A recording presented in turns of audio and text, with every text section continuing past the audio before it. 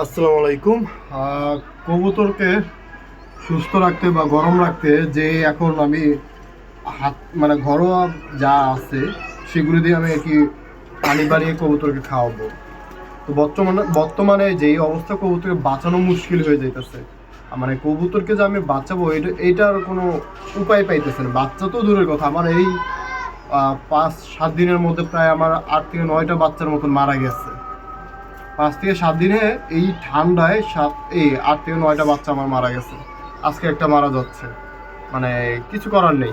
তো যাই হোক, আমি যে এটার জন্য মানে গরম পানিটা বানানোর জন্য যে জিনিসটা করছি, আর অবশ্যই কবুতর ঢেকে রাখবেন। আমি আমার কবুতর ঢেকে রাখছি, চেষ্টা করতেছে বাঁচানোর। আর ধাপড়ির কবুতর সব কার্টুনে করে নিয়ে আসছি।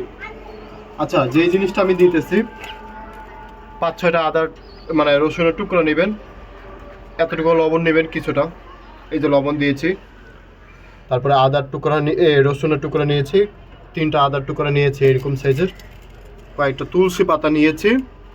আমার কাছে যা ছিল ঘরে, আমি যা পাইছি বা যেটা দিয়ে আমার বানানো হবে এরকম কিছু দিচ্ছি। এই তুলসী পাতা কয়েকটা দিবেন। আর এই যে এলাচ, ডালচিনি যা পান, গোলমরিচ হলেও অনেক ভালো, এগুলি দিবেন। ঠিক আছে, আমার কাছে গোলমরিচ ছিল না, এলাচও ডালচিনিও ছিল না, এলাচ ছিল। এখন এগুলি করবেন কি, সুন্দর করে এগুলি থেতলাবেন। থেতলায় এগুলি সম্পূর্ণটা ভালো করে থেতলাবেন। মানে থেতলানোর পরে এগুলি আপনি একটা গরম পানিতে, মানে পানিটা প্রায় 1 লিটার পানি দিয়ে 1 লিটার পানি দিয়ে আপনারা প্রায় 20-25 মিনিট বলক আনবেন। ঠিক আছে, পানিটা বলক হয় না, সকল কবুতরকে খাওয়াবেন, আশা করি ভালো রেজাল্ট পাবেন।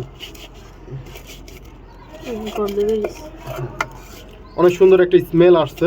আর অবশ্যই তুলসী পাতাটা রাখেন, কাশের জন্য অনেক কাজ করে। আর রসুনটা হজম শক্তি অনেক বাড়ায়, আদাটার অনেক উপকার, আমরা এগুলো ভালো করে জানি। এলাচ দিবেন, গোলমরিচটা কবুতর গরম রাখতে অনেক সুবিধা হয়।